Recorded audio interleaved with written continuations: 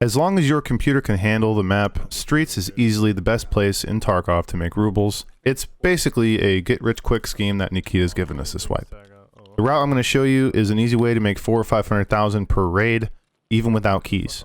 So, if you have any comments, suggestions, or questions, please feel free to leave them in the comments below. I try to interact with as many as I can. I hope this helps. I hope it's informative, and yeah, look forward to hearing from you.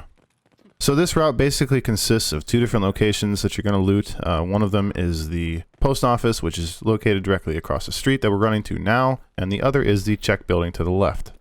To give you some reference of what we're looking at, this is a map that you can find on the Tarkov wiki. I'll make sure to leave a link in the description below, but this is where we spawned at, and these are the two locations that we're going to be focused on searching today.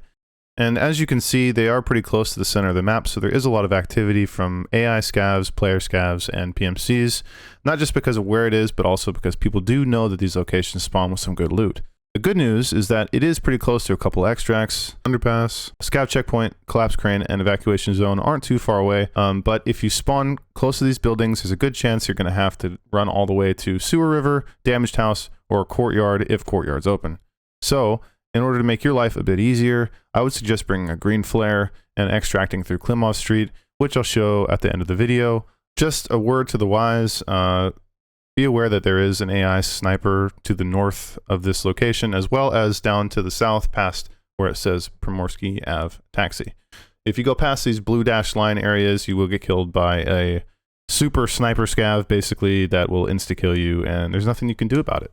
So, walking through into this hallway, there's a bunch of good spawns in all the chairs, and then this first room right here on the right has a good spawn right next to these pigs that are doing something interesting.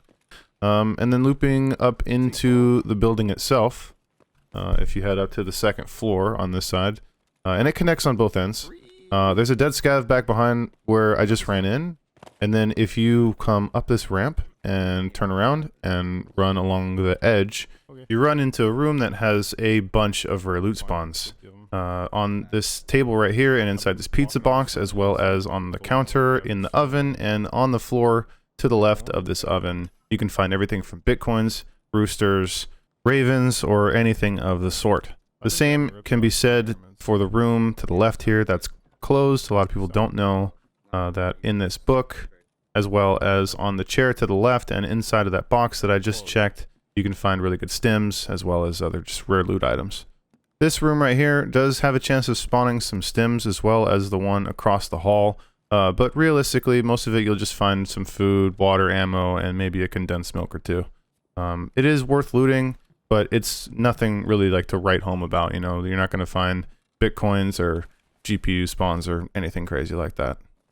Now that we're done looting in here, we're going to head out. My buddy is going to be heading up to the 4th floor, which you can access from the stairwell that I'm about to enter into here. The only really good things that spawn up there are located in the Skybridge room, which requires a key that you can get from a bar near the Scav checkpoint extract. There's a bunch of videos on where to find it. It does spawn every raid. It's guaranteed, and you do need it for a quest at some point, but realistically you can skip it. If you do have the key though, it's worth taking a look. There are some rare spawns up there. Leaving the post office, heading out to the left, you basically just want to run all the way to the end of this open area, and then one building to the right is going to be the Chek building. This building is very contested, as it is the best spot for loot on this map, and there's also only one way in and out, pretty much, the back door and the front door, and they connect through the same hallway, so there's a good chance that you're going to run into some other PMCs or some player scouts that come in that want some loot. So just be aware of that. Once you get into Chek, here on the left by the stairs, there's a dead scav that he's looting right now, as well as some loot spawns that can spawn directly in front of that scav. Just make sure you check the floor for the little loot icon to pop up, the little white dot on your screen. I found like a countless number of clocks and bronze lions and all kinds of other rare stuff in that location, so make sure you give it a look. There's some more loot spawns in here, nothing too crazy, but there's also some filing cabinets and additional things you can check. I don't have much luck in that room, but, you know, if you have time. Heading into this next section, these little rooms, there is a dead scav. You can spawn with some good stuff. But for the most part, you're just going to check all the little bookcases, all the shelves on the bed, the chairs, pretty much look all over the place and just wait for that little loot icon to pop up, especially if you're looting at nighttime, because there is less PMCs at nighttime, but you know, the same loot. The only downside to this is that as many times as I've run this, I've never seen a Bldg. I don't think they spawn here. You're gonna have to go somewhere like Shoreline. This next area has a bunch of moonshines, vodkas. You'll see there's a whiskey on one of the tables back there. Most of the time, you're just gonna find food and drink though, which is nice because if you do get held in this building, it's good to have a little bit of food on you, but you don't necessarily need to go crazy grabbing that stuff. There's still a lot more loot to grab. And then these back rooms back here tend to have a lot of meds, and they have a lot of other useful items, but nothing really super valuable. I don't really loot them, but if you want to go down to the end of that hall to the left and right, there is some decent stuff in there. Between the process of making and editing this video, I've come to find out that the top box in this pile down here does have a dynamic loot spawn. Out of my last 4 raids, I've found 3 Bitcoins, so I definitely suggest giving it a look. You'll check the bottom floor and the windowsills because there is some decent spawns on them, some condensed milks, some vodkas and whatnot. It's an easy 15-20k a slot, so you know, not too bad. But going up to the 3rd floor, this is where you have to have a key if you want to open most of these rooms. The first one on the right here doesn't require a key. Going into this first room, you're going to want to check on the floor next to the bed as well as in all these little trays, and that's pretty consistent throughout all the rooms and then behind all the beds because they spawn GP coins, Bitcoin, stims, other valuable rare items.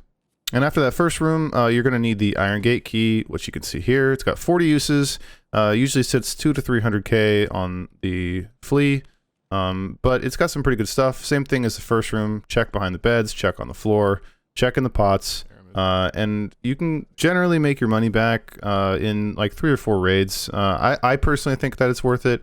If you don't want to spend the money on it, I don't blame you.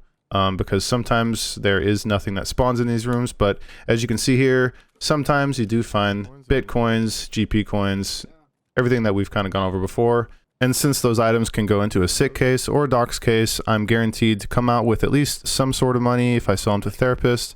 So I'm already up, what, $250,000? So yeah. But going into the last room here, there is some good loot that spawns in the dead scavs, and this corner that I just crouched down into right here is another good spot where you can find some rare items. You can leave the same way you came in through the stairwell, or you can drop down into the 2nd floor, and there's a couple different ways to leave from here.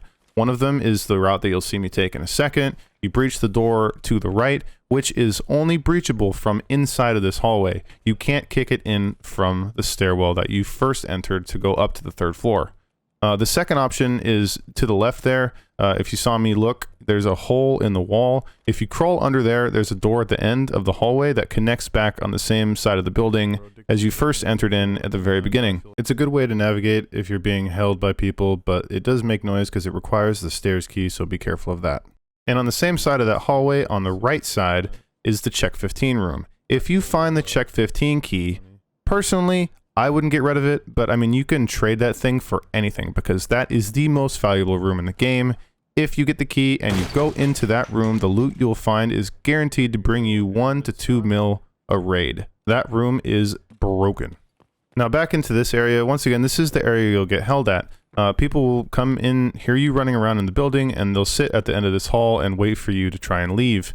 The door to the left that we initially came in, that you can see there, is one of the exits, and then you'll see the other to the right. You can't jump out of any windows in this building. I know it's stupid, but if you can get out, it's worth it.